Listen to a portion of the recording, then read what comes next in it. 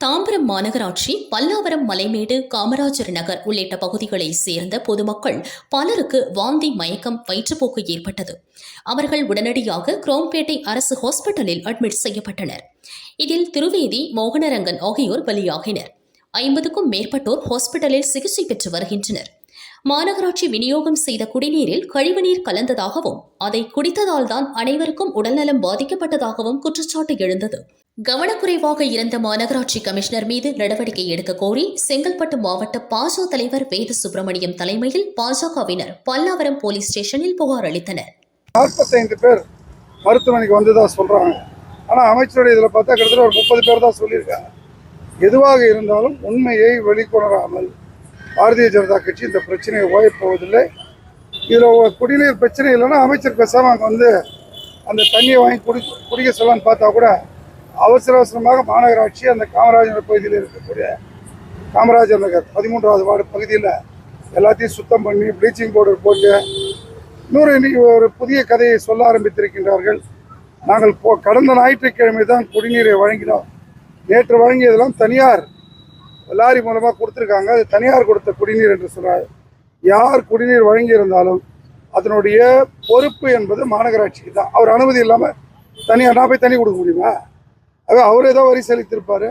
தவறே சட்டப்படி நீதிமன்ற வழிகாட்டுதல்படி பொறுப்பேற்க வேண்டியவர்கள் இதை பொறுப்பேற்க வேண்டும்.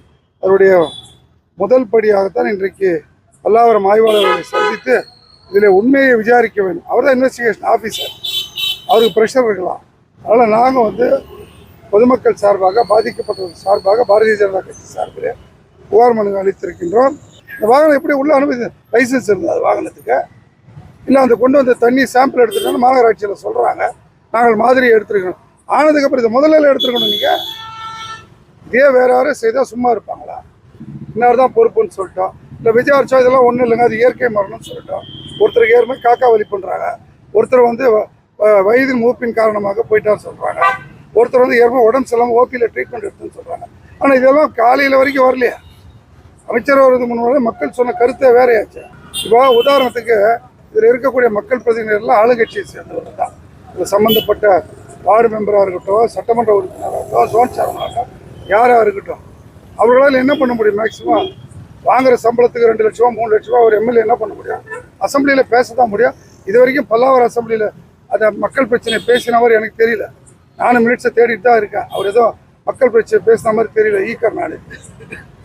ஆனால் பொறுப்பு என்பது நீதிமன்றத்தை பொறுத்தவரை அதிகார வர்க்கத்தில் இருப்பவர்கள் இதை பொறுப்பேற்க வேண்டும். நாங்கள் இது மாதிரி அமைச்சிருக்கா.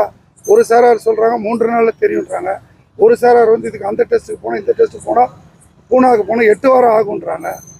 அது வரைக்கும் யார் இதற்கெல்லாம் இந்த நடைபெற்ற சோகத்திற்கும் இன்றைக்கு ஏற்பட்டிருக்கக்கூடிய பதட்டத்திற்கும் யார் பொறுப்பேற்பது? 45 பேர் இன்றைக்கு ஆஸ்பத்திரியில் மருத்துவமனையில் காலையிலேருந்து குடும்பங்கள் வீதியில் இருக்கின்றது.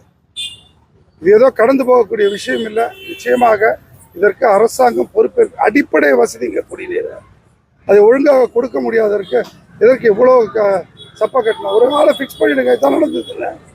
அதை சொல்லாமல் ஒருத்தர் வந்து உணவுனால பிரச்சனைன்றாரு, ஒருத்தர் பரிசோதனைக்கு அமைச்சிருக்கேன்னு சொல்லியிருக்காரு. இப்போ பழைய காலங்களில் இன்றைக்கி வேகமாக இன்றைக்கு இருக்கக்கூடிய தகவல் பரிமாறக்கூடிய காலத்தில் நீங்கள் இன்றைக்கு ஒன்று நினைச்சாலும் அடுத்த நிமிஷம் அது சம்மந்தப்பட தெரிந்துவிடும்.